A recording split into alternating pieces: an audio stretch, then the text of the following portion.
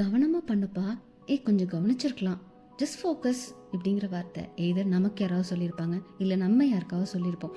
இந்த ஃபோக்கஸுங்கிறத பழைய ancient Tibetan techniques வழியாக நம்ம பார்க்க போகிறோம்.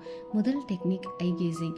அதாவது ஒரு மெழுகுவர்த்தியோ இல்லை விளக்கோ அதை ஏற்றி வச்சு அதை தொடர்ந்து கண் சிமிட்டாமல் பார்க்கும் பொழுது நமக்கு கவனம் எப்படி குவிக்கணுங்கிறது தெரியும். நாள்பட சிதறாமல் நம்ம கவனத்தை ஒரு இடத்துல குவிக்க பழகுவோம்.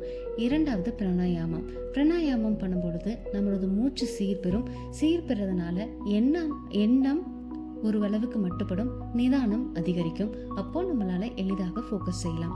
மூணாவதாக தாரணை. அதாவது ஒரு பொருளையோ இல்லை ஒரு எண்ணத்தையோ அதையே தீவிரமாக ஒற்றை சிந்தனையா நம்ம அதிலேயே முழுவதுமாக ஈடுபடுவது அப்படிங்கிறது தாரணை. நான்காவது ஜபம்னு சொன்னால் மந்திரங்கள் உச்சரிப்பது. இதுவும் நமக்கு ஃபோக்கஸை அதிகரிக்கும். நாத யோகா, அதாவது நாதம்னு சொல்லக்கூடிய மியூசிக்னு சொல்லக்கூடிய விஷயம் நமக்கு நிறைய நேரங்களில் தெரப்பியாக இருக்குது. நம்மளுடைய மனோநிலைக்கு தகுந்த மாதிரி மியூசிக்கை கேட்கும் பொழுது மனம் சாந்தப்படும், ஃபோக்கஸ் அதிகரிக்கும்.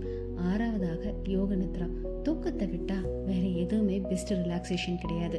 யோக நித்ரா அப்படின்னு சொல்லக்கூடியது நம்மளது உள்ளே இருக்கிற ஆர்கன்ஸும் வெளியே இருக்க ஆர்கன்ஸையும் ரிலாக்ஸ் பண்ணி அது நிம்மதியாக தூங்குவதற்கு இதமாக ஒவ்வொரு இடமாக நினைவில் வைத்து அதை ரிலாக்ஸ் செஞ்சு தூங்கும் பொழுது நமக்கு ஒட்டுமொத்தமாக எந்த சலனமும் இல்லாமல் மனசும் உடம்பும் அப்படியே அமைதி நிலைக்கு போகும்போது நமக்கு ஃபோக்கஸ் அதிகரிக்கும். இது ஒரு நாள் செய்யக்கூடாது, எல்லாத்துலேயுமே நமக்கு வெற்றி தான்.